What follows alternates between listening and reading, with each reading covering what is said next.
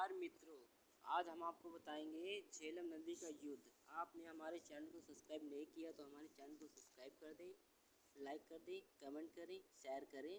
झेलम नदी का युद्ध। सिकंदर और पौरव की सेना आमने सामने। नदी पार कर यूनानी सेना के आ जाने का समाचार सुनते ही भारतीय सिविल में तेजी से तैयारी हुई। झेलम नदी के उस पार पड़ी उस यूनानी सेना के साथ सामने संरक्षण के लिए एक छोटी सी फौज छोड़कर फौरस अपनी संपूर्ण सेना को लेकर सिकंदर का मुकाबला करने के लिए रवाना हुआ। दूसरी तरफ से यूनानी सेना बदले के सामान गजवती चली आ रही थी। झेलम के तट से कुछ ही दूरी पर कुर के मैदान में भारतीय सेना जाकर रुक गई।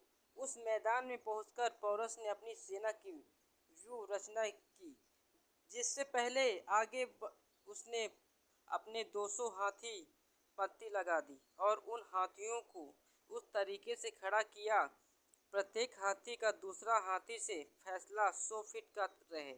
पौरस की सेना का ये प्रमुख मोर्चा था। उन हाथियों की बगलों में उसने 300 रथों और 4000 सवार सैनिक खड़े थे। प्रत्येक रथ पर 4 घोड़े खींचने का काम कर रहे थे और प्रत्येक रथ में 6 आदमी बैठे थे। उनके हाथों में धनुष बाण थे जो भयानक बाणों की वर्षा करने वाले थे। हाथी सवारों और रथों के पीछे पौरस की पैदल सेना थी।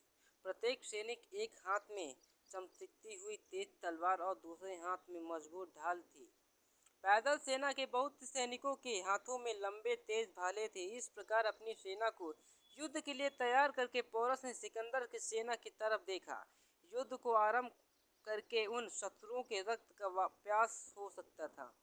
उसके देश की सौंदर्यता का अपहरण करके अपना शासन कायम रखने के लिए आए थे।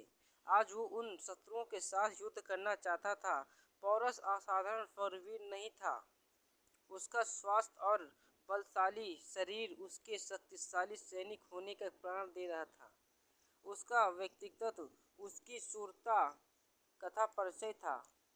6.5 फीट ऊंचा शूरवीर पौरस अपने लड़ाकू हाथियों पर बैठा हुआ जिस समय वह युद्ध क्षेत्र में अपनी सेना के बीच घूमा, उस समय युद्ध क्षेत्र का दृश्य मालूम हो गया था। युद्ध के लिए आगे बढ़ने से पहले सिकंदर ने अपनी सेना को व्यवस्थित कर लिया था। उसके साथ यूनानी और यूरोपीय लड़ाकू वीरों की एक अपार सेना थी। उसके सवार पैदल सैनिक भयानक मार करने वाले थे। तलवारों और भालों से लड़ने के साथ साथ उसकी सेना में उन सैनिकों की बड़ी संख्या भी थी जो बाणों की भीषण वर्षा करते थे। सिकंदर स्वयं विश्व विजेता हो गया था। युद्ध में आज तक उसकी कहीं पराजय न हुई थी। उसका उत्साह और साहस बढ़ा हुआ था। अपनी सेना को लेकर युद्ध में वही सिकंदर की शांति आगे बढ़ता था। उसके सैनिक युद्ध शिक्षा में, अभ्यास शक्ति और साहस में अद्वितीय और शत्रु को पराजित करने में अत्यंत दक्ष थे। सिकंदर अपनी उस सेना के साथ आगे बढ़कर करनी के मैदान में पौरस की सेना के सामने पहुंच गया।